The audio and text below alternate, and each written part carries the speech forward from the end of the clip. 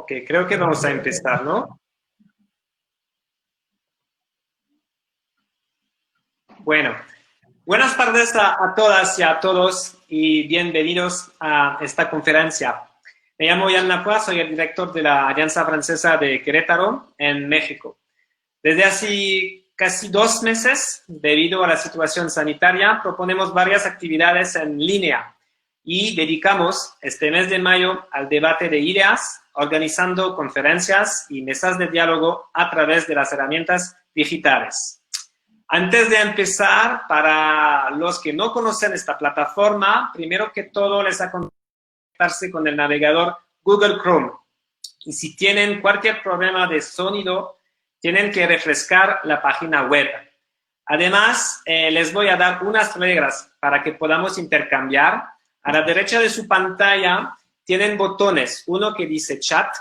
Eso solo gracias por usarlo para lo informar, si quieren saludar a unos o unas de las ponentes, por ejemplo. Y tienen otro que dice preguntas. Si quieren preguntar o comentar algo a los ponentes, gracias por escribir en esta parte. Al final de cada intervención, yo compartiré unas preguntas. Y después de las 3 intervenciones también. Estamos juntos más o menos 1 hora y 15 minutos. Les agradezco mucho y les recuerdo que esta conferencia estará accesible y disponible después por replay o a través de YouTube o de nuestras redes sociales en la página Facebook de la Alianza Francesa. El día de hoy proponemos una conferencia sobre el tema de los afrodescendientes en México. Esta conferencia está inaugurando un programa más amplio sobre este tema que organizamos en colaboración con la Embajada de Francia en México, el Instituto Francés de América Latina, el Centro de Estudios Mexicanos y Centroamericanos, el Instituto de Investigación para el Desarrollo y demás socios y demás alianzas francesas en México y en otros países. Los desafíos y problemas asociados con la reconsideración del estado de los afrodescendientes cuestionan particularmente el multiculturalismo, sus efectos y su relevancia hoy. Más allá del simple reconocimiento cultural de estas poblaciones, el estudio de las identidades y representaciones plurales de los afrodescendientes de esta región deben insistir más en una crítica de la permanencia de las prácticas y estructuras de marginación y nos deberían permitir de identificar propuestas alternativas para la sociedad civil y política. La celebración por las Naciones Unidas del Año Internacional de los Afrodescendientes en 2011 y la década de los afrodescendientes 2015-2024, la creación de un puesto de relator sobre los derechos de los afrodescendientes por parte de la Comisión Interamericana de Derechos del Hombre, la fuerte presencia en América Latina del programa de la UNESCO La Ruta del Esclavo, muestran claramente el reconocimiento sin precedentes de los afrodescendientes de las Américas desde los años 80 y 90, en particular en México y América Central. Sin embargo, en 2020, estas poblaciones siguen siendo particularmente marginales desde un punto de vista político, ubicadas en las partes inferiores de las escalas socioeconómicas nacionales y sujetas a racismo, ya sea ideológico, ordinario o sistémico. Para hablar de todas estas cuestiones el día de hoy, tenemos el privilegio de contar con la presencia de 3 especialistas de esas cuestiones. Primero, daremos la palabra a la doctora Patricia Pérez Munguia, profesora investigadora de la Universidad Autónoma de Querétaro, que nos va a compartir una reflexión sobre la historiografía mexicana y la inclusión de la historia de los afrodescendientes. Después, Pedro Sergio Peñalosa Pérez, profesor jubilado, dirigente de la Asociación Civil México Negro, nos hablará del movimiento afromexicano, de sus logros y retos. Y para terminar, Carla Rivera, antropóloga social, nos hablará de los negros máscogos y de su lucha por la inclusión en México y Estados Unidos. Les agradezco mucho y voy a empezar a dar la palabra a la doctora Patti. Patti, tu turno. ¿Qué tal? Buen día. Bien, pues antes que nada, quiero agradecer enormemente la invitación que me han hecho para participar en esta mañana con ustedes. Voy a compartir un documento en el cual pues hago una reflexión de la historiografía en México. Normalmente lo que yo he trabajado a lo largo del tiempo que he compartido mi experiencia laboral, el estudio de la esclavitud, históricamente hablando, 16, 17 y 18. Entonces, el día de hoy, lo que quiero compartir con ustedes es una reflexión historiográfica y sobre todo parto de hacia el presente, porque obviamente la idea de este foro es platicar el presente del estudio de la población afrodescendiente. Es por qué si a partir de los años 80 ha tenido el estudio de las afrodescendencias, ¿por qué no están en los libros de texto y en otras fuentes que se trabajan a nivel nacional? Entonces, mi pregunta ha sido esta y parto de esta reflexión historiográfica. Déjenme nada más, veo la siguiente transparencia. En la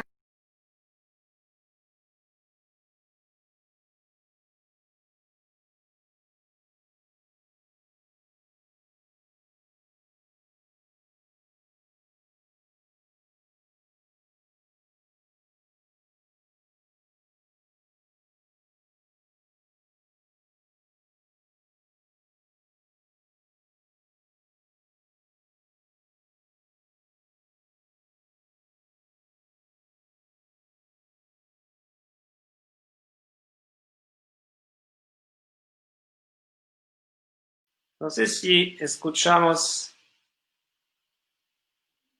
Patricia.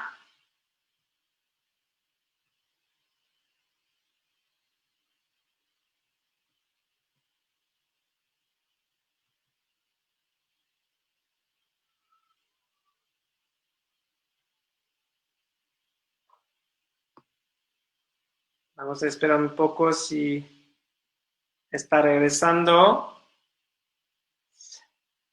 Si no, vamos a pasar, esperando que se conecta de nuevo, vamos a pasar a Sergio, si puedes, para no perder el ritmo. Creo que se está conectando de nuevo.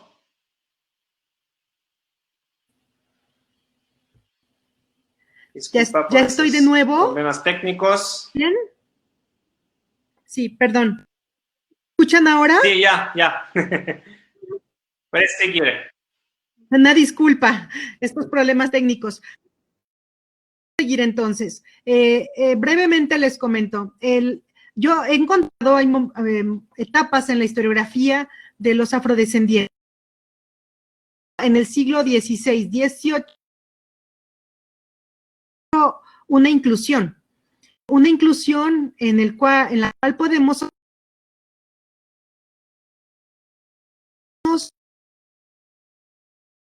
frailes evangelizadores que están incluyendo a los afrodescendientes.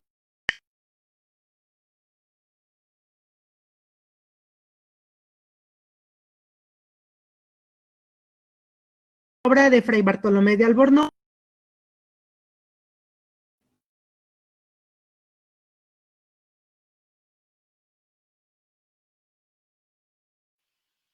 No te escuchamos bien.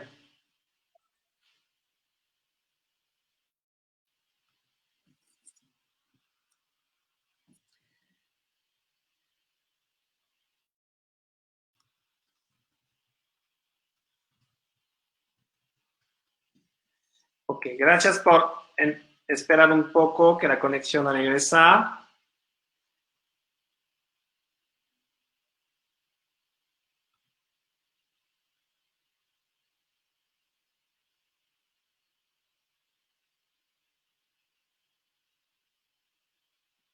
Vamos a esperar un poco y si no, vamos a pasar a Sergio.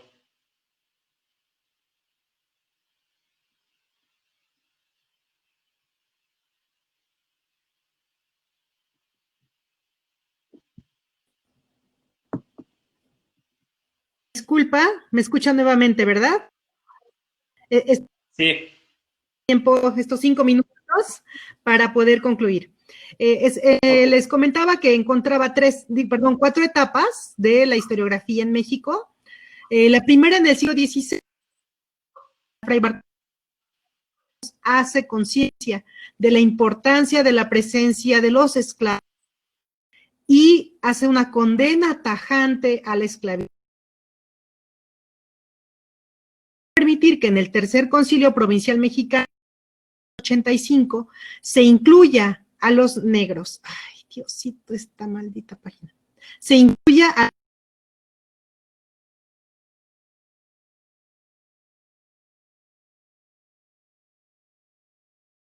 esta acción que permite. Ay, creo que mejor le damos.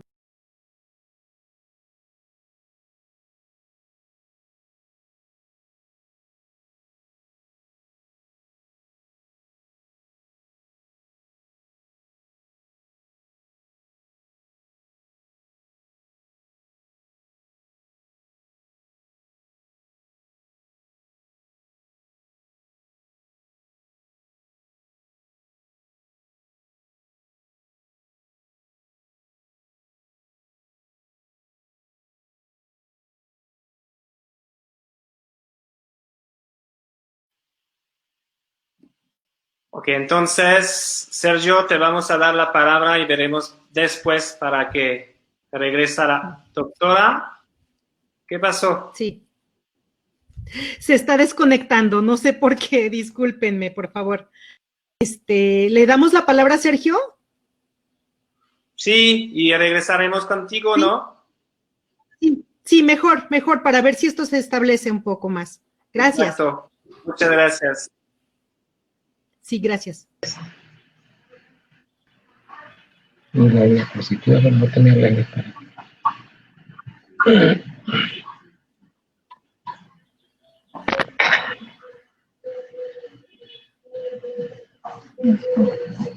Sí, muy buenos días. ¿Me oyen? Buenos días, buenos días. También quiero agradecer a la Alianza Francesa por haberme invitado a participar en esta actividad tan importante para nosotros, los afrodescendientes. Y claro, a Carla, que me imagino fue quien sugirió, ¿verdad?, que se me hiciera la invitación. Y agradecer también a todos los que estén pendientes de esta actividad para compartir el tema que nos ocupa. Soy activista, más que un investigador. Yo no soy investigador académico, soy un activista en el movimiento afromexicano y quiero justamente mis comentarios a partir de ello, ¿sí? Quiero decirles que el movimiento afromexicano es el conjunto de personas, organizaciones y acciones y actividades encaminadas al logro del reconocimiento constitucional como una prioridad. También de los pueblos y comunidades afromexicanos, así como la visibilización de la igualdad y la no discriminación en la inclusión, la economía, la cultura, en la sociedad, ¿verdad? De tal forma que en esa inclusión también, como decía la doctora Patti, que por qué justamente la historia de la población negra o la población afrodescendiente no está, mientras todos que han tenido desde la época del virreinato, población africana y afrodescendiente, no incluyan la historia de este sector de la población, será una historia incompleta.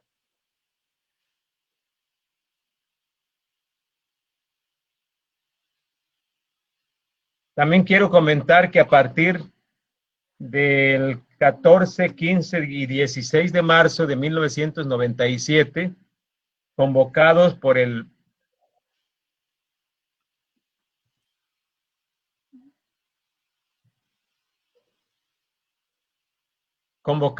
padre Glynn, Yemoc Nelson, un sacerdote de Trinidad y Tobago que residió aproximadamente 30 años por la costa de Oaxaca, de manera concreta en El Ciruelo, municipio de Pinotepa Nacional, Oaxaca, nos convocó para realizar el primer encuentro de pueblos negros. A partir de ello, y yo creo que hay que reconocer todas las actividades, todas las luchas que se habían dado anterior, desde la época del virreinato hasta anterior a las actividades del mismo encuentro de pueblos negros, hay que reconocer todo lo que se ha dado. Pero bueno, el movimiento más reciente y de manera sistemática empieza justamente con el encuentro de pueblos negros. ¿Cómo está integrado el movimiento? En lo personal considero que hay tres componentes. Las organizaciones sociales como un componente fundamental, organizaciones sociales afromexicanas, que inicialmente éramos organizaciones solamente de la costa chica de Guerrero y de Oaxaca, pero que en la actualidad somos mucho más de 20 organizaciones distribuidas en varias entidades del país. El otro componente son las instituciones gubernamentales y educativas, como el caso específico de Lina, quien se involucró desde el principio cuando iniciamos este movimiento, luego el CONAPRED, la CNDH, ¿sí? La UAN Iztapalapa, la UACM, la UAN Xochimilco y universidades de Guerrero, de Oaxaca, de Michoacán, Coahuila, entre otras. Ahí también como otro componente tenemos a los políticos que de alguna manera llegaron a este movimiento, ¿sí? Y a todas aquellas instituciones del gobierno que por estar atendiendo el tema tuvieron presencia y se han involucrado en el movimiento. De ahí nace la primera organización, es México Negro, ¿sí? Organización de la sociedad civil no lucrativa integrada por personas y autoridades comunitarias afrodescendientes, inicialmente de la costa chica de Guerrero, como les decía yo, y posteriormente ya en diferentes entidades federativas. ¿Quiénes iniciaron el movimiento? También comentaba yo como referente al padre Glynn, que fue quien nos convocó, quien tenía ya una idea más precisa de lo que significaba este movimiento y nos invitó a participar, nos organizó.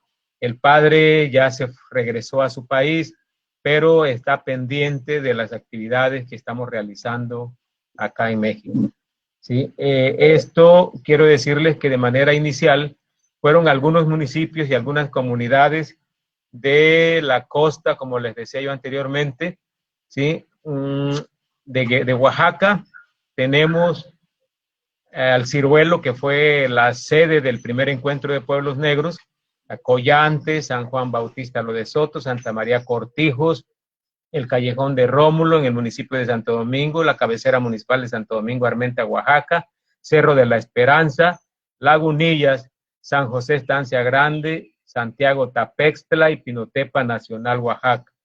Por el lado de Guerrero tenemos a Coajinicuilapa, a San Nicolás, Barajillas, El Pitayo, la colonia Miguel Alemán, Comaltepec, El Terrero, Huehuetán, Juchitán, entre otras. Y ahí tenemos precisamente al padre Glynn, ¿verdad? Pudiéramos decir, al fondo, la persona más alta, ¿verdad? De lentes, bueno, que los tres tenemos lentes ahí. Sí, es el padre Glynn, el de en medio es un servidor y el que sigue es el padre Flaviano, que también es integrante de esta organización y también es uno de los iniciadores, entre otros.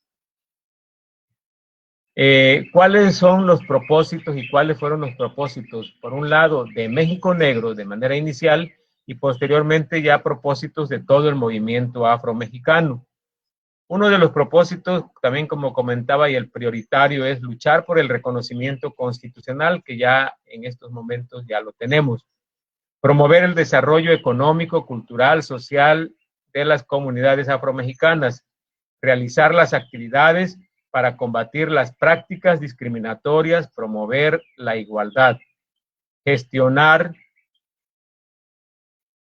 la inclusión del tema de los africanos y afrodescendientes en los contenidos de aprendizaje del sistema educativo. Aquí comento nuevamente, hace falta que en los libros de texto aparezca el tema ampliamente, de manera concisa, ¿verdad?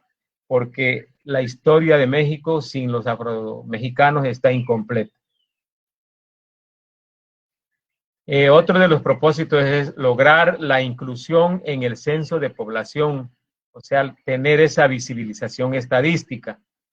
Vincular el movimiento afromexicano con el movimiento internacional afrodescendiente, que estamos precisamente relacionados con organizaciones de otros países de Centroamérica, de Sudamérica y de Estados Unidos, entre otras.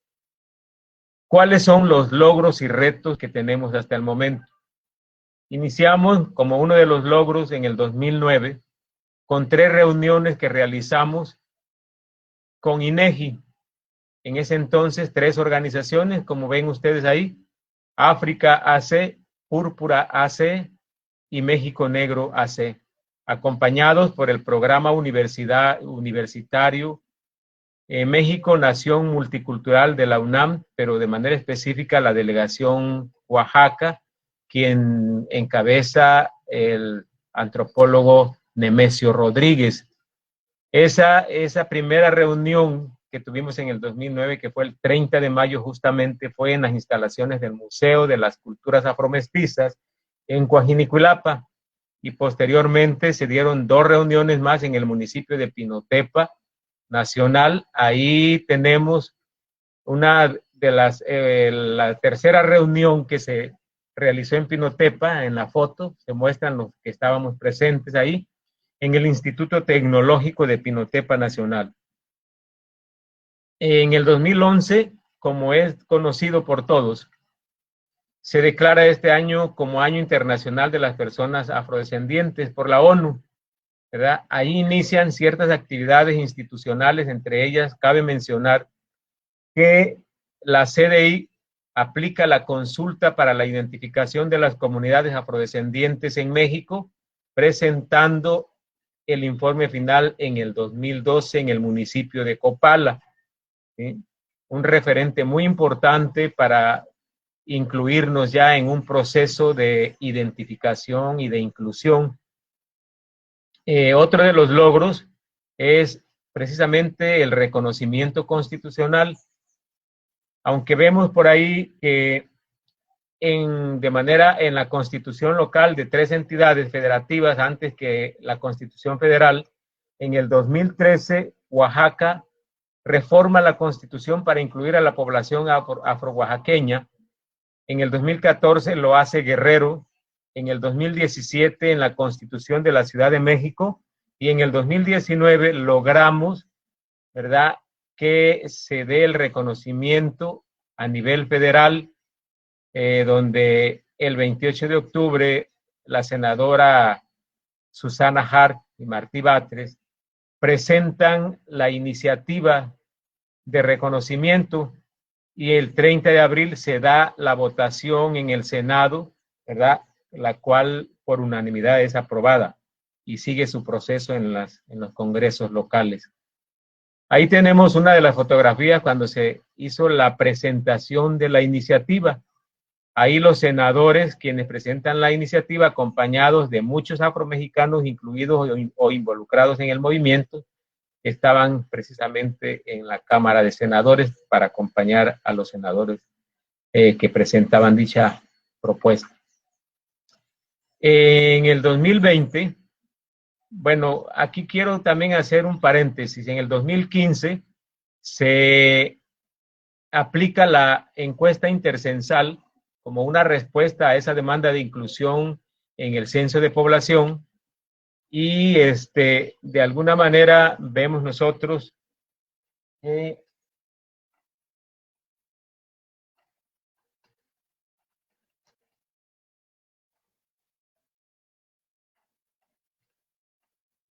perdón.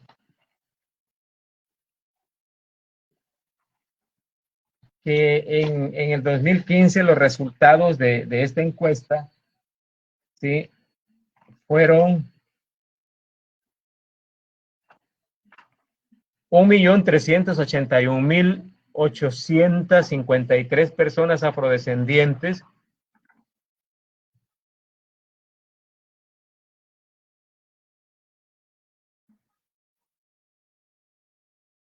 Ahí lo tenemos, miren.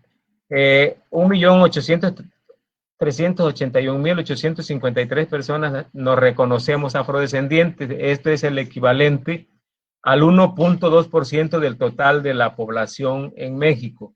Cuando esa pregunta, después de pasarse por un proceso de consenso, ¿verdad? La pregunta fue, de acuerdo con su cultura, historia y tradiciones, usted se considera negra o negro, es decir, afromexicana o afromexicano o afrodescendientes, ¿sí?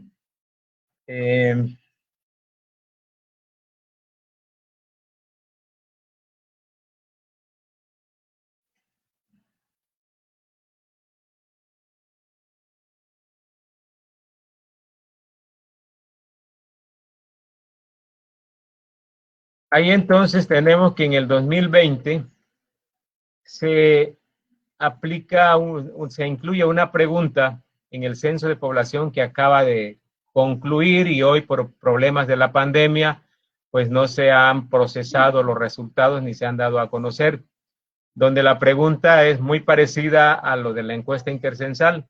Tenemos ahí la pregunta que dice, por sus antepasados y de acuerdo con sus costumbres y tradiciones, ¿sí? Luego va el nombre de la persona a quien se esté aplicando el cuestionario, se considera afromexicano o afromexicana, negro o negra, negra o negro, o afrodescendiente, ¿sí?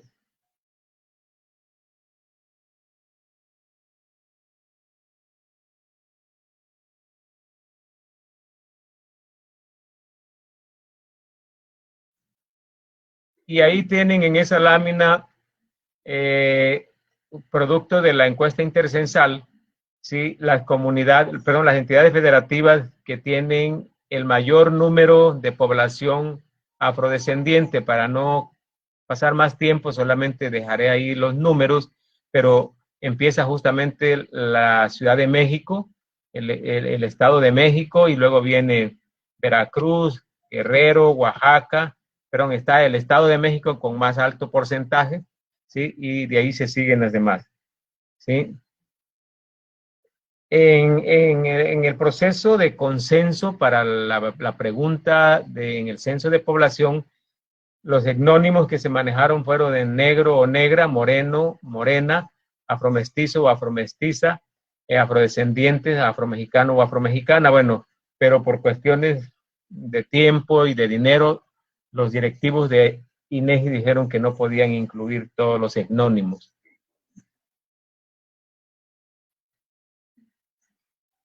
Quiero también comentar que en este proceso de lucha, el Encuentro de Pueblos Negros es un evento, es un espacio en el cual nosotros lo consideramos como el espacio cultural y político, donde se reúnen personas, comunidades y organizaciones civiles afromexicanas con el acompañamiento de instituciones públicas y privadas, así como personas y organizaciones civiles no afrodescendientes, con la finalidad de analizar las problemáticas de los afromexicanos y consensar posibles alternativas de solución.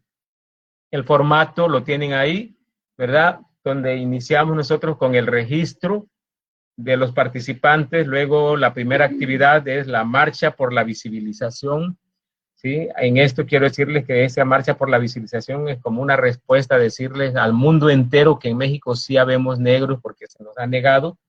Luego viene un panel institucional y de organizaciones, donde hemos abierto un espacio a las instituciones gubernamentales, precisamente para que nos den a conocer los programas que manejan, ¿verdad? La apertura de las ventanillas, el cierre de las mismas, para que la gente pueda tener la oportunidad de participar en estos programas.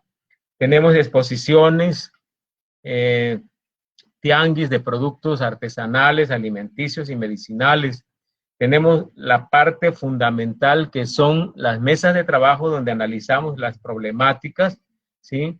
Tenemos talleres de capacitación y luego tenemos una plenaria donde se da la lectura de esas conclusiones, ¿verdad? Y los resolutivos del encuentro. Hemos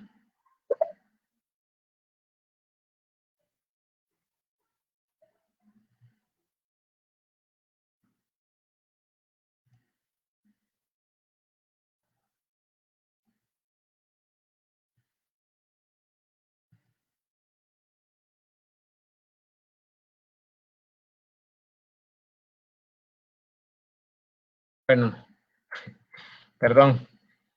Bueno, ahí yo presento solamente en las fotografías algunos carteles de los encuentros de pueblos negros. Los primeros 17 encuentros de pueblos negros fueron realizados de manera alternante, un año en Oaxaca, otro año en Guerrero, pero el número 18 ya lo llevamos a una comunidad afromexicana en Mataclara, ¿verdad? En el municipio de Cuitlahua, en el estado de Veracruz. El número 18 se fue a Coahuila, que es el cartel que tienen ustedes ahí, enfrente, ¿sí? El nacimiento con los Mascogos en el municipio de Musquis, en Coahuila. Y el número 20, que es el más reciente, el que acabamos de hacer en noviembre, que fue en la Ciudad de México. Habíamos comentado nosotros que nunca habíamos que hacer un encuentro de pueblos negros en un lugar muy grande, en una ciudad, porque se perdía. Queríamos precisamente involucrar a la mayor parte de los habitantes de esa comunidad y además hacer visible la realidad en la que vivimos los afrodescendientes, porque da la casualidad que aunque el Estado de México tiene un alto porcentaje de afrodescendientes o afromexicanos, no viven en comunidad. Y se pudiera decir entonces que como son ciudades en las que viven en el Estado de México, en la Ciudad de México, pues los negros o afromexicanos no tenemos, ¿verdad?, carencias, ¿sí? Pero hay que ir propiamente a las comunidades afromexicanas para ver que estamos incomunicados, porque muchas de las comunidades tienen caminos de terracería, no tienen centros de salud, tienen escuelas con una infraestructura física muy mala y una atención también médica de mala calidad.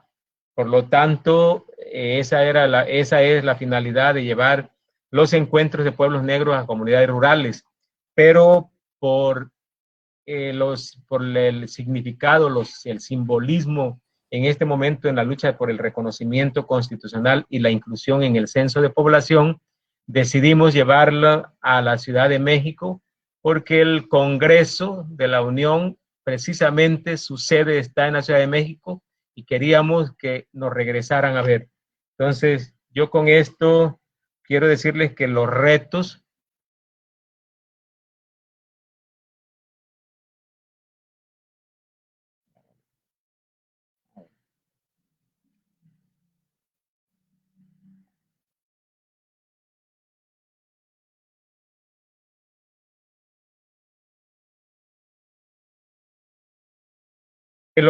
que tenemos después de todos los logros que hemos mencionado, el primero es fortalecer el movimiento afromexicano con la finalidad de que podamos demandar con mayor fuerza que se solucione o que se mejore la calidad de vida de los afromexicanos. Luego, elaborar una agenda común entre las organizaciones sociales y con instituciones involucradas en este movimiento, ya que todo crecimiento trae problemas internos y entonces hay que convocar a elaborar una agenda común. Y por último, tenemos, ¿verdad?, demandar al Estado mexicano en sus 3 niveles el diseño de políticas públicas que resuelvan los problemas de las comunidades afromexicanas. En eso estaríamos, yo marco, ahí subrayo 3 retos fundamentales.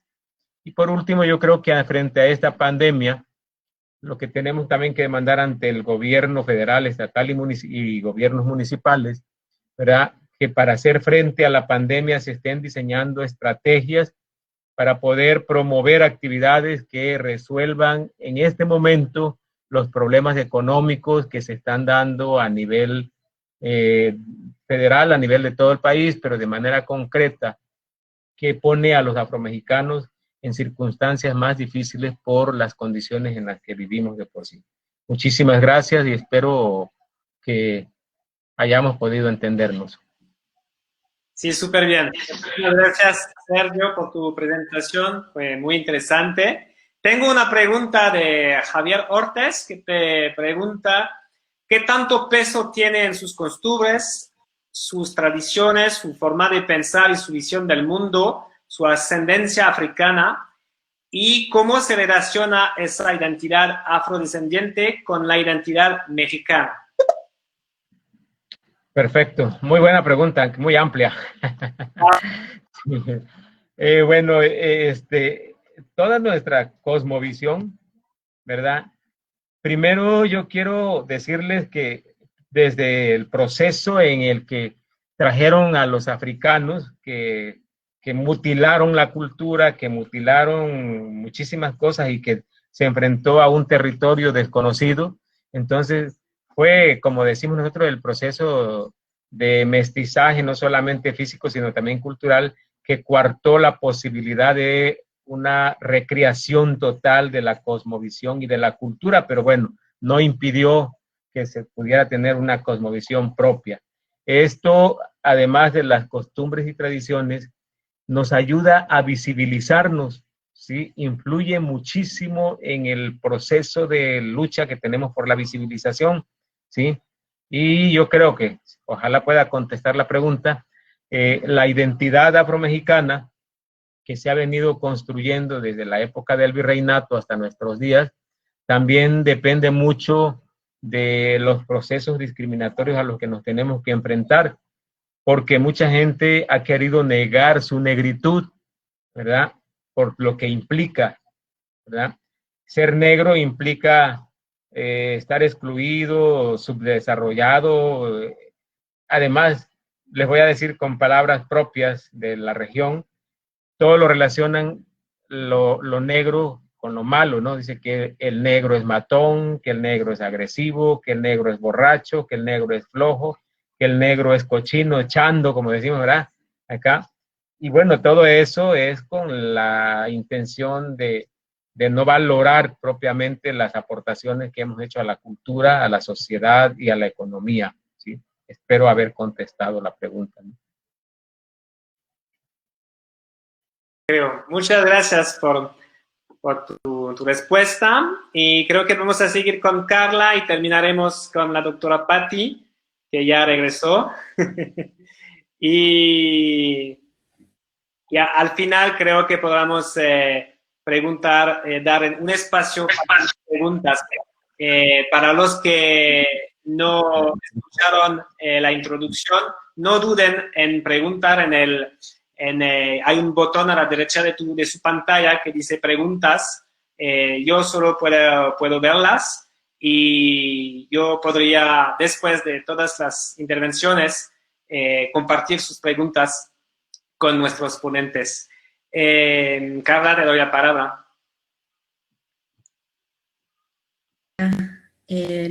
Una presentación que tengo.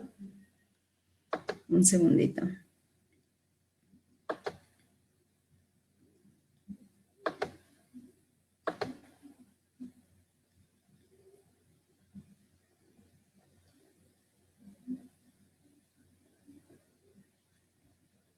Ok.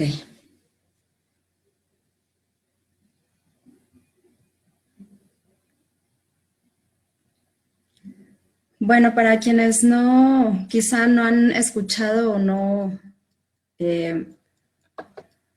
saben quiénes son la comunidad Negro Mascobo, pues es una comunidad que vive específicamente al norte de México, al norte del estado de Coahuila, casi frontera con Texas. Está a unas 2 horas más o menos de la frontera con Texas. Entonces, bueno, la historia de de este pueblo, que bueno, ahorita les voy a explicar por qué negros mascogos o Black Seminoles, como también se les llama.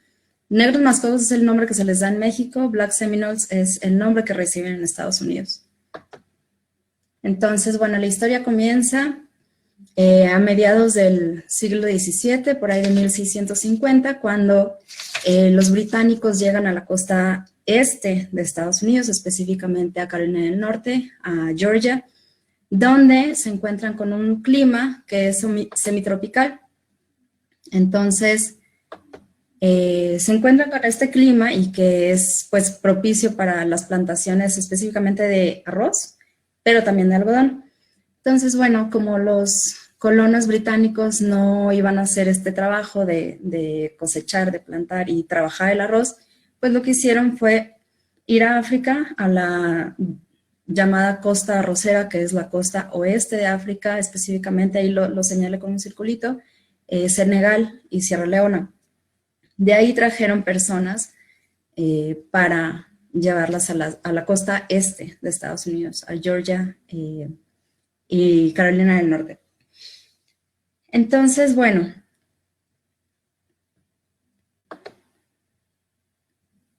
ahí está lo que acabo de decir. Aquí una imagen de las plantaciones de algodón. Específicamente, por lo que he encontrado, los orígenes de los negros mascogos no estaban precisamente en las plantaciones de algodón, sino de arroz y posteriormente de tabaco. Entonces, bueno, aquí hay unas imágenes de los tratos que recibían en las plantaciones bajo los trabajos forzados que realizaban. Ok. Entonces, bueno, después de algunos siglos de esclavitud, lo que muchas personas hicieron, no nada más en Estados Unidos, a lo largo de la historia de muchos países con esclavitud, es que huyeron. Las personas de origen africano que estaban trabajando en las plantaciones huyeron hacia el sur. Aquí vemos en el mapa de Carolina del Sur y de Georgia huyeron hacia Florida, porque en ese entonces Florida era parte de la corona española, donde no, si bien en ese momento sí había esclavitud, no era a tal grado como en Estados Unidos. Entonces lo que pasó fue que la corona española les concedió, les dio permiso de instalarse ahí, pero no por una cuestión altruista ni por respeto a sus derechos humanos, digamos, sino a cambio de convertirse al catolicismo y de vigilar la zona en contra de las invasiones de Estados Unidos. Entonces, bueno, cuando los africanos o afrodescendientes llegan a Florida, se encuentran con que el territorio no estaba deshabitado, ¿no? Sino que ahí ya había algunas tribus indígenas, específicamente los seminoles. Entonces, cuando los negros llegan a Florida, se encuentran con estas tribus, específicamente los seminoles, quienes les dan chance de quedarse ahí a cambio de ciertos tributos, ¿no? Entonces, en un momento se dio el sincretismo cultural. Por acá lo tenemos, bueno, ahorita lo vemos, pero se empezó a dar que los indios seminoles empezaron a enseñar a los negros a trabajar la milpa. Les enseñaron a sembrar maíz, calabaza, frijol, no nada más eso, sino que también adoptaron la vestimenta de los indios, la forma de construir casas y, bueno, la comida. Obviamente también empezaron los negros a comer comida de seminoles, como venado, pescado. Incluso se habla de que había un intercambio comercial muy fuerte entre Florida, Cuba y Bahamas. Entonces, bueno, empezaron primero a mezclarse culturalmente, lo que llamamos sincretismo cultural, pero también empezó a haber mezcla entre ellos. De ahí surge el nombre Black Seminoles, como se les llama en Estados Unidos. La palabra mascogo, negros mascogos, realmente viene de una lengua que ellos hablaban. Entonces, bueno, hasta ahí la historia de cómo sucedió la mezcla cultural en Florida. Lo que pasó después es que con la cesión de Florida a los Estados Unidos, bueno, obviamente iba a haber políticas que eran desfavorables tanto para indios como para afrodescendientes. Entonces, por un lado, Bueno, estas son fotos de indios seminoles.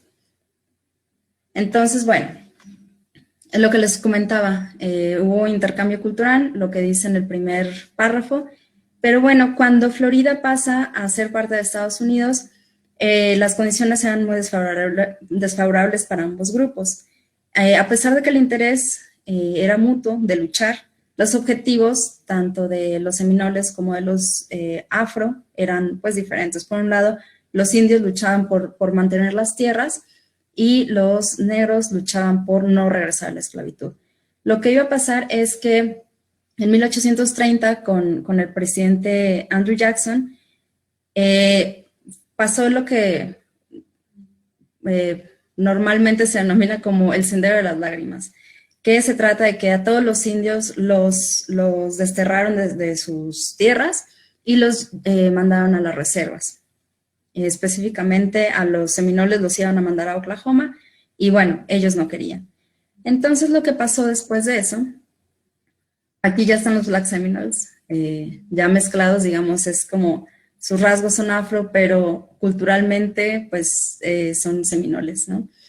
Entonces, bueno, lo que iba a pasar en ese momento, voy a regresar al mapa, es que muchos fueron mandados a Oklahoma, muchos indios, muchos huyeron a Bahamas, es decir, en Bahamas también existe un grupo pequeño de Black Seminoles o de Mascogos. Entonces, bueno, cuando llegan a Oklahoma, ven la situación en la que se iban a encontrar, muchos se rebelaron y dijeron no. Entonces, en ese momento, algunas personas, dos de los líderes más importantes de la comunidad, ese es el Sendero de las Lágrimas, cuando llevan a todos los indios a las reservas. Y bueno, aquí tenemos a dos de los líderes más importantes de este grupo. Por un lado tenemos del lado, mío es el izquierdo, a un indio seminol y a otro que es Black Seminole. Entonces, este personaje que se llama Gato del Monte, o en inglés Wildcat, fue quien vino primero a México como para ver el terreno, para ver si había posibilidades de entrar al terreno y ser libres, porque para entonces, en 1829, en México se abolió la esclavitud. Entonces fue una gran oportunidad para muchas personas de origen africano de Estados Unidos para refugiarse en México. Tal fue el caso de los negros Mascogos. Ellos, la particularidad de ellos es que ellos llegaron como grupo. Muchos otros, se habla de unos cuantos miles, llegaron al norte del país, pero no como grupo. Entonces, estos dos personajes fueron quienes lideraron a la banda a llegar a México. En ese momento, Maximiliano era quien estaba en el poder. Entonces, hubo una visita, está este cuadro muy famoso donde acuden Black Seminoles, estos dos grandes líderes, junto con la comunidad Kickapoo, para tratar de negociar ciertas tierras con Maximiliano. Pero bueno, sucedió que matan a Maximiliano y quien se queda a cargo fue Benito Juárez. Benito Juárez fue quien les dio tierra, les dio chance de establecerse en el norte de México, por ahí de 1850, pero con una condición. Benito Juárez lo que les dijo fue, pueden entrar al país mientras se queden en el norte, vigilando esas áridas tierras de los ataques de los Lipan-Apache, que eran las tribus nómadas de la región, y los comanches, quienes, pues era muy común que llegaran a estas tierras a robar ganado. Bueno, siempre nos pintan la historia como que robaron y así, pero realmente tenían una razón de fondo, ¿no? Entonces, bueno, en 1850 se establecen en Musquis, Coahuila. Les digo que es muy al norte del estado. Benito Juárez les da tierra, les da arado, les da ganado para que ahí puedan formar su comunidad. Y bueno, es actualmente donde ellos residen. Bueno, las tierras, para quienes no conozcan estos lugares, son muy áridas. Hay veces que hace unos 20 años hubo una sequía que duró 7 años, por 7 años no llovió y fue también muy duro para las comunidades de esta región, específicamente para la comunidad de negros Mascogos, porque, bueno, como decía Sergio, muchas veces las condiciones no son las adecuadas y cuando la naturaleza no nos favorece, pues es peor aún. Entonces, bueno, con esta plática el fin era pues presentarles un poco la historia y el desarrollo de la comunidad de negros mascogos, que incluso para Coahuila no es una comunidad muy visibilizada hasta hace unos poquitos años. Cuando se decidió o cuando le dieron oportunidad al nacimiento de que se organizara el encuentro de pueblos negros acá, fue como una gran sorpresa. Mucha gente no entendía muy bien de qué se trataba, incluso yo no sabía muy bien de qué iba el término afromexicanos, era como muy nuevo. Entonces, bueno, aquí está una foto que me gusta mucho que fue tomada justo en ese encuentro, donde está en el fondo una persona vestida de blanco con sombrero blanco que me parece que es una persona de Veracruz. Y al frente está un señor de la comunidad Negros Mascogos. Entonces, en esa ocasión fue muy, muy divertido porque se encuentran, justo fue así como choque cultural. Por un lado, me imagino que a lo mejor las comunidades del sur sabían de la existencia de los mascogos, pero los mascogos no sabían de la existencia de otros pueblos negros en el país. Entonces, cuando estos dos personajes que están aquí se encuentran, me tocó estar ahí como enfrente cuando tuvieron esta plática. Le dice el veracruzano al norteño, oye, qué raro, nunca me imaginé ver a un negro vestido de vaquero. Y entonces este señor norteño le contestó, pues qué raro tú, nunca me imaginé ver a un negro con ese sombrero y con guaraches. Entonces fue como un encuentro muy bonito, ¿no? Aquí está otra foto también del encuentro. Y bueno, a partir del 2018, fue hace 2 años que pasó el encuentro, la comunidad se empezó como a involucrar más en estos temas, en la lucha de los derechos afromexicanos y demás, pero al mismo tiempo agarró fuerza para también cuestionarse y reflexionar sobre sus raíces indígenas de Estados Unidos. Entonces, un año después, en el 2019, se organizó el encuentro de tribus nativas en Estados Unidos, a la cual los negros mascogos fueron invitados. Entonces, bueno, aquí tenemos a una señora con vestido verde que está sosteniendo la bandera de México, que bueno, fue también la primera vez que ellos fueron a un encuentro con otras tribus indias. Estaban apaches, Lipan Apache, había cherokees, había choctaw, bueno, muchas tribus de Estados Unidos. Entonces, pues fue también el choque, ¿no? Con estas tribus. Aquí está en medio un chico, él es de Florida, esa es como la vestimenta que usaban los Black Seminoles antes, está acompañado de 2 señoras que son de Musquis. Es decir, tienen la misma raíz, vienen de donde mismo, pero en Coahuila, pues, digamos, la forma de habitar, de vivir, de estar, pues ya es muy adaptada a la forma norteña, ¿no? Entonces, no sé cómo voy de tiempo, yo estaba aquí con mi cronómetro. No sé si haya algunas preguntas. Ese es el debate y la reflexión gira en torno a eso, a que para esta comunidad que está tan alejada de los demás pueblos negros de México, pues ha sido así como un wow, somos afromexicanos, wow, pero también somos como indios nativos de Estados Unidos. Entonces, ahorita está muy reciente. Quería compartir yo un poquito de la historia y por qué están ahorita con esa doble identidad, ¿no? Están apenas viendo cómo lidiar con ambas cosas, porque, bueno, obviamente, como dice Sergio, el movimiento afromexicano implica muchísimo, pero también la lucha por los derechos indígenas en Estados Unidos implica también muchísimo. Entonces, bueno, eso les quise compartir un poquito del proyecto y, bueno, abierta a las preguntas. Sí, tenemos 2 preguntas más o menos las mismas. Una de Frederic desde Francia y una de Ana Paola desde Brasil. Y nos preguntó, Frederic, si hay una literatura de afrodescendientes y unas lenguas específicas que permiten de exprimir su mundo Y Ana Paola nos preguntó más o menos la misma cosa. Ella nos dice que ella es afrodescendiente y gustaría saber si algunos de ustedes pueden hablar sobre la literatura afromexicana, si hay escritores, escritoras negros, negras que hablan sobre este tema, si hay poesía, cuentos. Puede ser una pregunta para todos y es más o menos las mismas preguntas. ¿Qué tal de la literatura afromexicana? No sé si alguien quiere contestar. Bueno, les damos chance a las compañeras. Al final yo.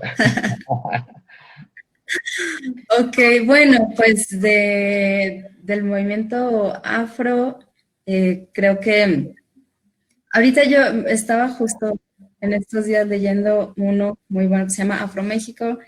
Por ahí les paso los autores. Si quieren, al final también vamos a una lista de libros recomendados. Yo a lo que quería ir era a las lenguas. Específicamente, pues voy a hablar de los Mascogos, que es como la comunidad con la que yo estaba trabajando. Ellos hablaban un inglés criol.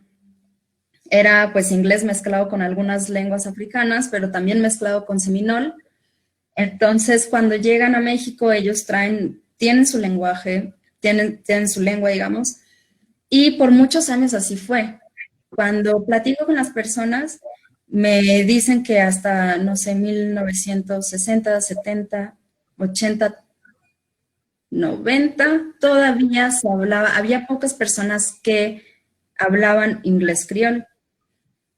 Actualmente ya no hay personas que lo hablen, o sea, bueno, las personas ya grandes que quedan como dos personas son las únicas que hablan la lengua, pero de ahí fuera ya se enseñan en la escuela y los adultos pues ya dejaron de enseñarles a los hijos, pues se ha, digamos, perdido un poco, pero quedan los cantos.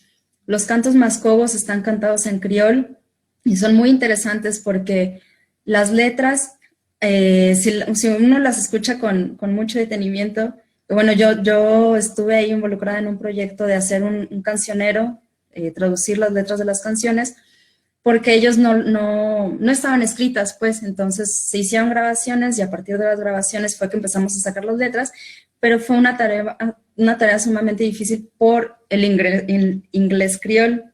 Entonces, fue súper difícil, pero una vez que lo logramos con ayuda de otras personas de Estados Unidos, pues nos dimos cuenta de que las letras hablan mucho y narran la historia de huida, de escape.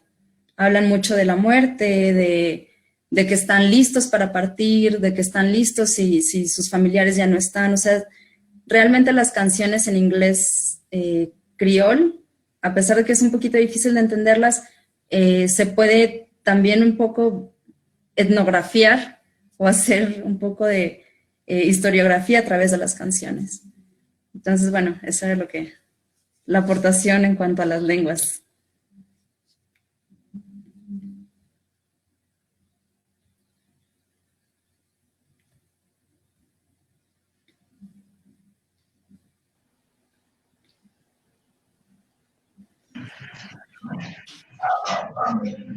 Abro el micrófono. No, sí. Ya está abierto, era aquí. Sí, adelante. Bien, si me escuchan, pensando un poco en la pregunta que hicieron hace un momento sobre la literatura que pudiéramos recomendar, está un libro de Eduardo Matos Moctezuma que escribió hace mucho tiempo, se llama El Negrito Poeta Mexicano, que recogió algunas coplas y versos que están en el Archivo General de la Nación, algunos de ellos habían sido prohibidos, de hecho, son virreinales. Esto recoge una tradición interesante que se cantaba y lo que se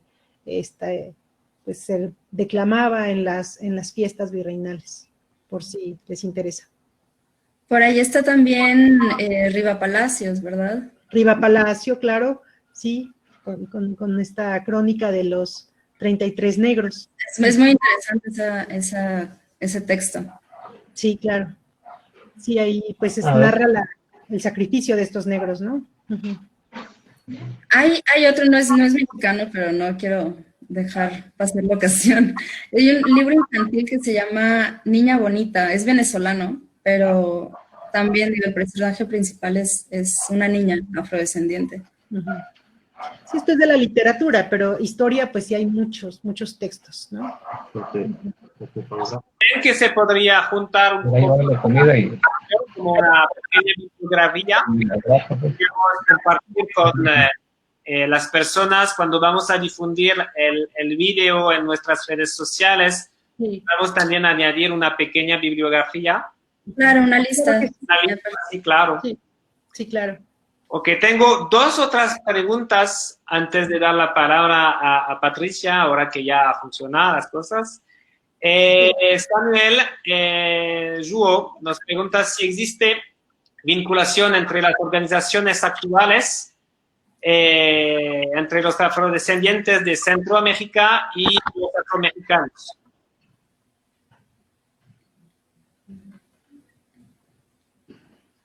Fue. No sé si me escucharon. ¿Pudieras repetir? A mí me... Sí, ok. No sé. Me pregunto si existe vinculación entre organizaciones actuales de Centroamérica y los afromexicanos. Si hay links entre diferentes organizaciones entre México y Centroamérica. Yo creo que Sergio tiene más información sobre eso, ¿no, Sergio? Eres el activista.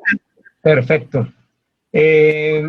Aunque ha sido una relación un poquito no duradera, pudiéramos decir, pero tuvimos un tiempo, una relación con una organización internacional que se llama Afroamérica 21, con sede en Estados Unidos. Luego hemos tenido relación con algunas organizaciones. En este momento se me escapa que hace un evento en Honduras cada año, ¿sí? Y de ahí que hemos asistido a algunos eventos realizados por organizaciones e instituciones públicas en Venezuela, en Brasil, en Jamaica, mismo en Estados Unidos, y creo que otra también que se realizó en El Salvador, ¿verdad? Pero sí tenemos esa vinculación con algunas organizaciones.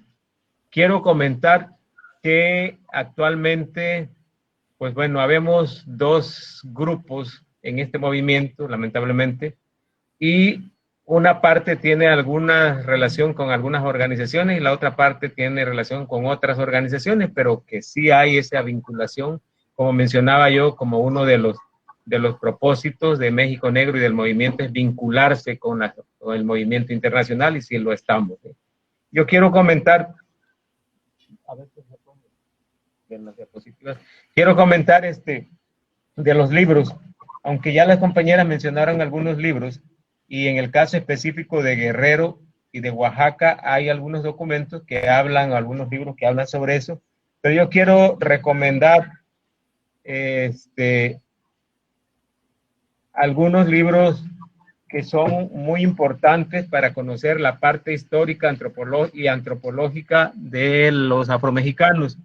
Ahí tenemos la portada de lo que yo mencioné hace rato sobre el informe final de la Comisión para el Desarrollo de los Pueblos Indígenas, o la consulta que hizo para la identificación de las comunidades afromexicanas. Si ustedes se meten a la página de la actual ahora INPI, antes CDI, pueden encontrar ese libro, ese texto ahí, ¿sí?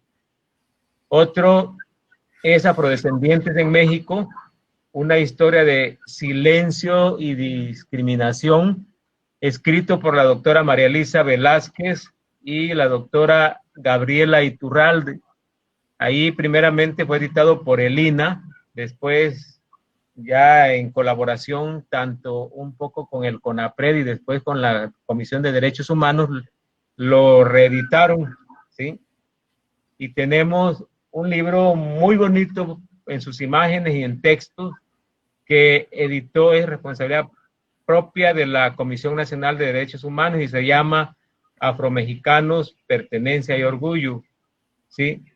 Ahí pueden, en las páginas de estas instituciones pueden encontrar y bajarlo de ahí, ¿eh? Y de ahí pues yo creo que los libros son estos los más generales que podemos encontrar, y luego aparte los que hayan escrito en cada una de las universidades de provincia, los que están realizando investigaciones que en este momento, como ya decíamos, bueno, por no estar preparado para eso, pero sí podemos compartir literatura en el momento que se desee. Ok, gracias. Sí. Pero, Gonzalo Aguirre Beltrán también fue uno de los pioneros en hacer estudios antropológicos. muchas gracias. Perdón. Gonzalo Aguirre Beltrán, que también fue uno de los Sí. pioneros. Perdón. Sí, es el pionero, sí, claro. Es la Bueno. referencia más importante que podíamos encontrar, sí. Perdón. Sí. De hecho, lo que yo les quería compartir hoy precisamente es una reflexión historiográfica, es una ruta de varias obras, ¿no? Ujú. Entonces, adelante, ¿no, Patricia?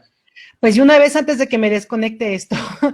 Bien, hace un momento que había iniciado esta presentación, pues yo les comentaba la importancia de la inserción o el reconocimiento en los textos y en la legislación de la población afrodescendiente. Y es interesante porque he encontrado como 4 momentos históricos en los que la bibliografía nos remite al estudio de los afrodescendientes, ¿no? Primero, en el siglo XVI hay una presencia importante de escritores que son frailes. Y en estos frailes van a presentarnos un panorama muy interesante porque sobre todo Fray Bartolomé de Albornoz, que es uno de los que me interesan mucho en su estudio de tratos y contratos, es un texto que fue prohibido, que fue condenado por la Inquisición porque él hace una condena estricta en contra de la esclavitud en este texto. Y Fray Bartolomé de Albornoz va a inquietar a otros frailes y a religiosos seculares que participan en el Tercer Concilio Provincial Mexicano en 1585.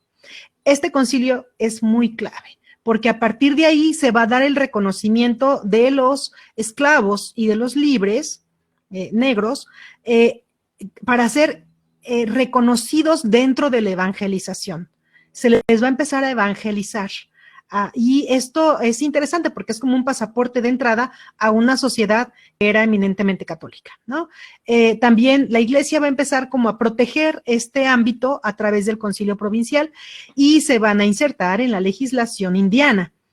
Después vamos a encontrar en 1612 la incorporación de toda, pues es un libro completo de las leyes de Indias en donde se reconocen, pero obviamente en una sociedad estamental en donde se les niegan muchos derechos, ¿no? Entonces van a estar, pues, no a la par de los indígenas, sino un poco más abajo que los indígenas en los derechos. Pero es interesante porque es la inserción. Ahí va a surgir también una segunda parte o una segunda fase de esta historiografía. Yo la reconozco a finales del siglo XVIII, cuando los jesuitas empiezan a escribir sobre los negros. Los jesuitas tuvieron una relación interesante con los negros, ¿no? Con los esclavos y con los libres. En el caso de Querétaro, por ejemplo, yo los veo a los jesuitas teniendo esclavos, ¿no? En su convento, en su colegio, hay esclavos negros, pero después van a participar en algunos tratados para el buen trato de los esclavos y de los libres. Y a finales, Alonso de Sandoval va a hablar de estos esclavos. Lo que es interesante es que también van a prohibir ese libro.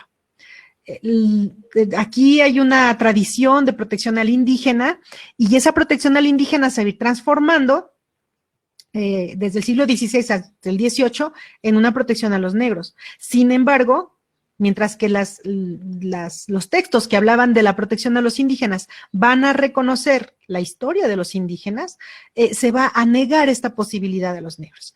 Ya después, veo yo una inserción, o bueno, más bien no es una inserción, sino es la negación de la población afrodescendiente en la historia de México, ¿sí?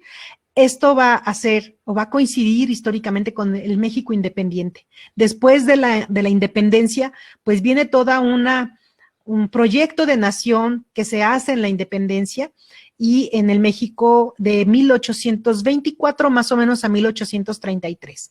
En este periodo es clave para desconocer, eso, ojo con ello, ¿no? Desconocer la presencia afrodescendiente en México. Y se va a desconocer particularmente porque los ideólogos están buscando unificar una población que es diversa, ¿no? Ahí esto es el no reconocimiento de la diversidad. Empieza ahí. Históricamente lo vemos en los textos de Lucas Alamán, y Lucas Alamán va a ser muy importante como constructor del Estado mexicano. Es importantísimo. Y él dice que no se puede reconocer esta población porque son léperos, así es, vagos, mal entretenidos, esos son los términos que él recoge y que le da a esta población, y escribe su historia de México, y casualmente ahí en esa historia de México va a reconocer a los indios, va a reconocer a los mestizos y a los españoles, pero desconoce a los afrodescendientes. Al desconocerlos, este libro va a ser importante porque después va a ser una referencia constante en la historia de México. En el siglo XIX hay otro libro importante también de historia, que es la historia general de México. Bueno, perdón, aquí el México a través de los siglos. En ese libro, que tiene aproximadamente 590 páginas, más o menos fluctúa entre 500 y 590, este libro va a dejar solamente una línea en donde habla de las castas, ya no de los afrodescendientes. Entonces, este libro es clave para la historia de México porque se construye en la época de Benito Juárez y participan en él gente muy importante del ámbito intelectual de México del siglo XIX. Entonces, ese libro que todo mundo tuvo en México, en sus casas, hasta los años 70, era el libro de historia de México, ¿no? La clave de nuestra historia. Entonces, ahí vamos a ver que México va a desconocer históricamente la población de los negros. Ahora, en 1938, Miguel Otón de Mendizábal, un político, ideólogo y también médico mexicano, escribe un pequeño ensayo que se llama El origen de las clases medias en México. Se los recomiendo a los que están buscando literatura, y está en línea y está gratuito, ¿no? Porque en este ensayo Miguel Otón de Mendizábal reconoce que hay población afrodescendiente, retoma algunos escritos de Alejandro von Humboldt, en donde decía que había mulatos libres, y entonces él los incorpora como parte de los elementos de las clases medias en México. En los poquitos minutos que me quedan, quiero también mencionar que Miguel Otón de Mendizábal fue profesor de Aguirre Beltrán en la Escuela Nacional de Medicina. Aguirre Beltrán iba a ser médico, de hecho él estaba estudiando medicina, y lo manda, como estudiante de estos bien portados, lo manda a vacunar la Costa Chica de Guerrero en una campaña de vacunación. Se sorprende muchísimo Aguirre Beltrán de lo que encuentra, sobre todo en Coajinicuilapa, que encuentra incluso comunidades con casas redondas, muy afrodescendientes, porque estas comunidades se crearon en pueblos que eran de cimarrones, pueblos que se escaparon de la esclavitud y que ahí se insertaron. De hecho, cuando Aguirre Beltrán fue a Coajinicuilapa, este pueblo no estaba en el mapa mexicano. Se va a incorporar hasta la década de los 60, hasta 1960 se incorpora a Coajinicuilapa. Entonces, es ahí en donde también, en 1946, Aguirre Beltrán escribe la primera edición de La población negra de México, ensayo histórico. Él mismo lo describía como una rareza historiográfica. Y entonces se empieza, digamos, a reconocer, pero solamente en un círculo muy, muy, muy cerrado, ¿no? Aguirre Beltrán va a hacer una revisión de su obra en los años 80 y venía el quinto centenario del descubrimiento de América. Y entonces, en ese punto, en 1992, se empiezan a hacer reuniones de la tercera raíz, que así le llamaron, y entonces se reconoce la presencia afrodescendiente en México en este programa, en la historia. Ahora, mi pregunta inicial que yo había hecho en este texto es, ¿por qué no están en los libros de texto gratuito en México todavía? ¿No? No están esta raíz mexicana o cultural, no se ha insertado formalmente. Yo la verdad es que sí me sorprendo gratamente que en el censo que recién está concluyendo, se haya insertado esta pregunta, ¿no?, de los afrodescendientes. Y la verdad es que es muy bueno porque empieza a haber como mayor apertura en el reconocimiento, pero también sería bien importante la inserción de este pasado en los libros de texto gratuito de historia de nuestro país, ¿no? Creo que sería importante hacer esto. Yo concluyo con esto, ahora que la conexión me ha dejado, concluyo con esto y quisiera pues abrir el tema para preguntas. Sí, sí, hay más preguntas. Hay una, pero creo que es para lo que estábamos platicando de los libros. Elena, que nos preguntó si está disponible el libro prohibido de Fray Bartolomé de Albornoz. Este libro está en inglés. Hay alguien en Estados Unidos que lo publicó en inglés, pero en México yo sé que por ahí debe de haber una edición en español. Hace mucho tiempo en línea yo participé en una puja por la compra, en una subasta que se hizo. Cometí un gravísimo error de que cuando el libro empecé a ver que había interesados y entonces ofrecí 2,500 por él para comprarlo y cerraron la subasta, no me dejaron comprarlo, porque es un libro, vieron que es una rareza importante porque es de las, me imagino una o dos o tres copias, no sé cuántas anden por ahí, pero en inglés sí está. Bien, gracias.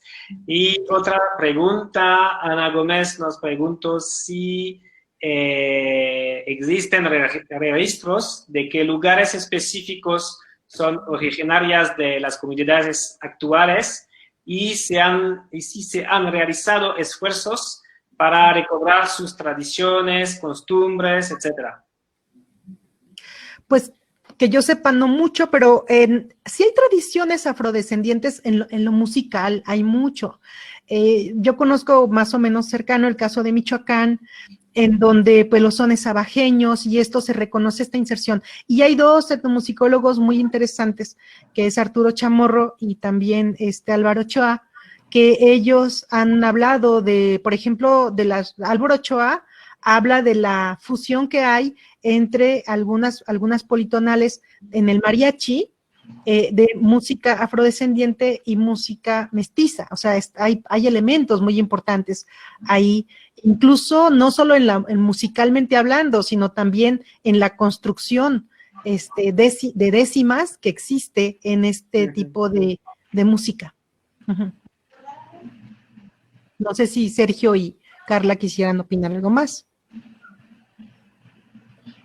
Bien, pues yo creo que los eventos que se realizan, por ejemplo, en eventos no muy visibles, no muy difundidos, tenemos más de 20 años realizando un evento en Coajinicuilapa que le llamamos Encuentro de la Danza o el Baile de los Diablos.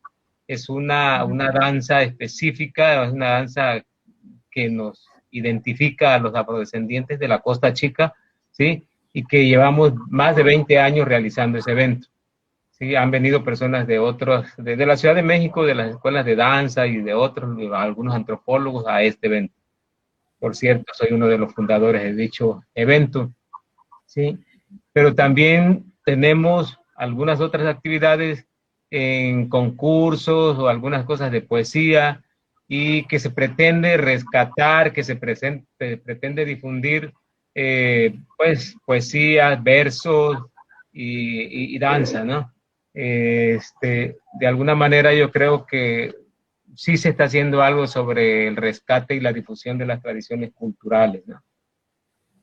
Sí, sí, en Coyolillo, hacen un festival cultural.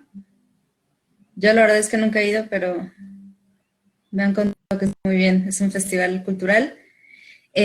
Por parte de los Negros Mascogos, su fiesta es el 19 de junio. Yo creo que este año se va a ver frustrado por la pandemia, pero cada 19 de junio ellos celebran.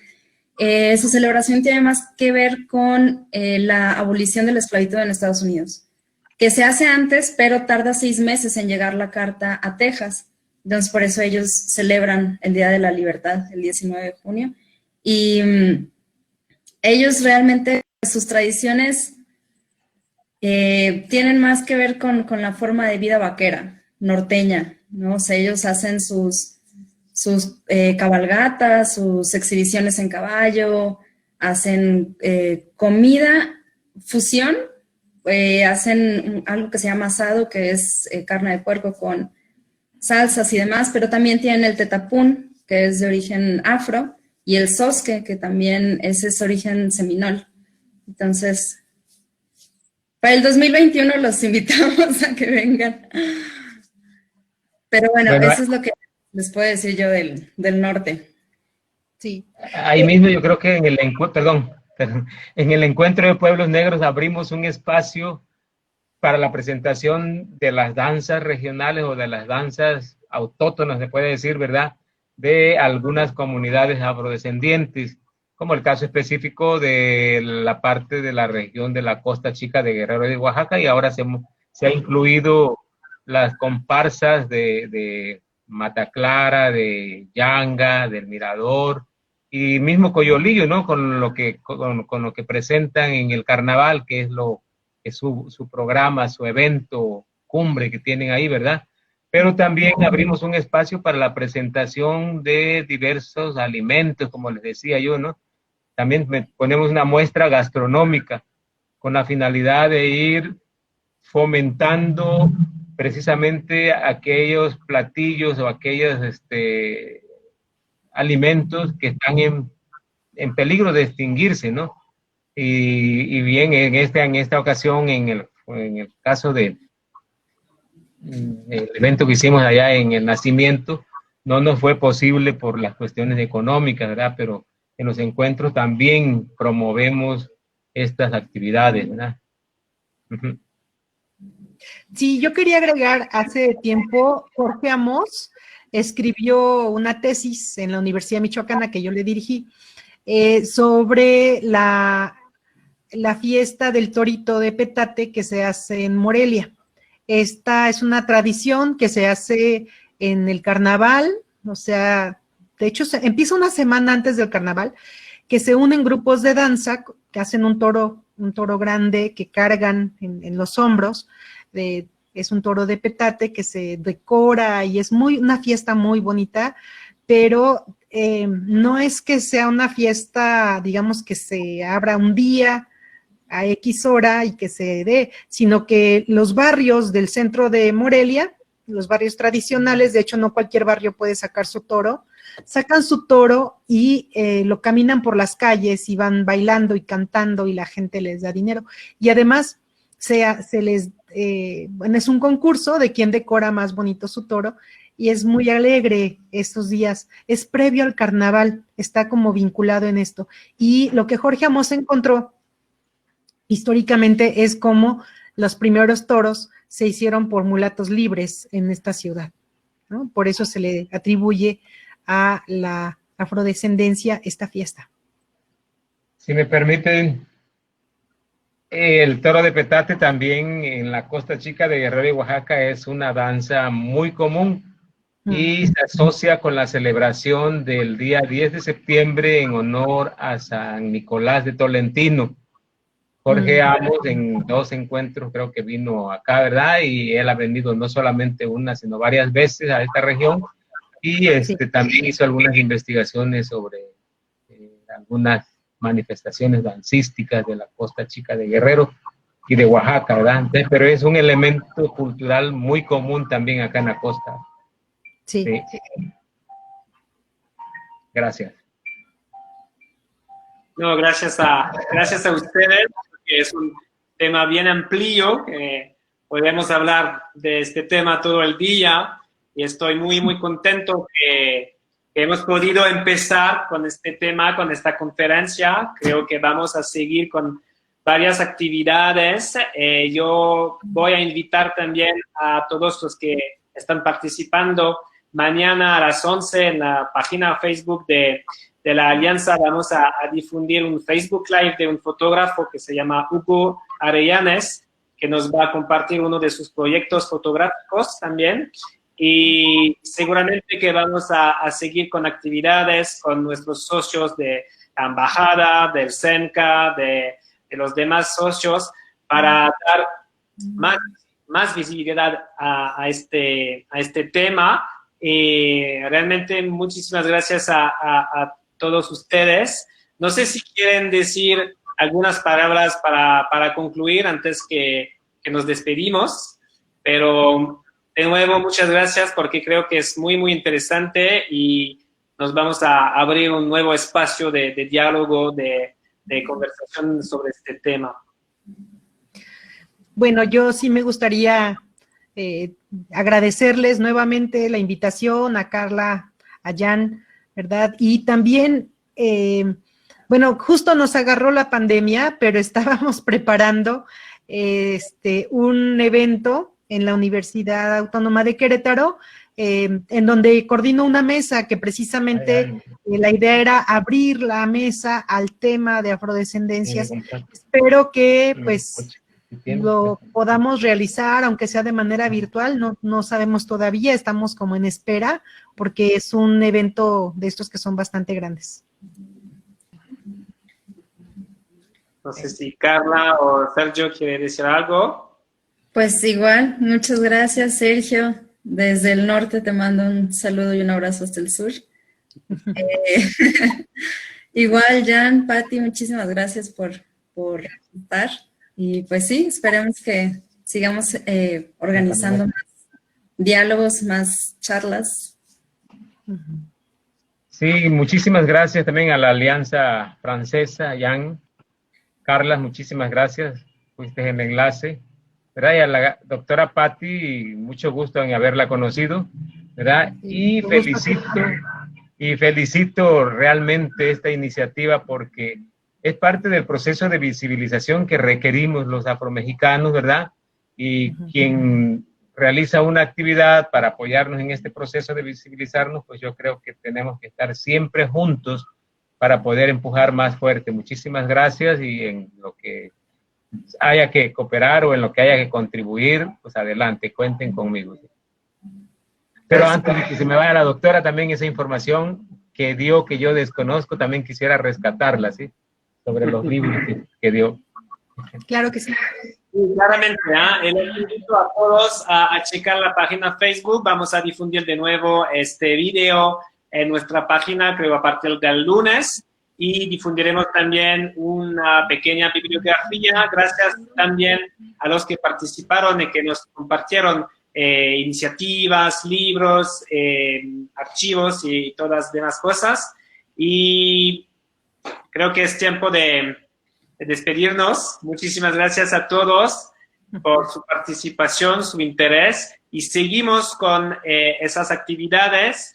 No sé si la próxima semana o la semana después vamos a también hablar de lenguas indígenas en México, otro tema muy importante en la visibilización, en la importancia de dar espacio. Y por eso chequen nuestra página Facebook y nuestras actividades. Y de nuevo, muchísimas gracias a todos los ponentes. Ya Pedro se fue. Gracias a todos. Sí. Bueno, a todos los que siguen aquí también reinvitarlos a que vean la exposición de Hugo Arellanes. Es un fotógrafo muy talentoso, afrodescendiente de la Ciudad de México. Súper, muchas gracias, hasta luego. Adiós. Adiós.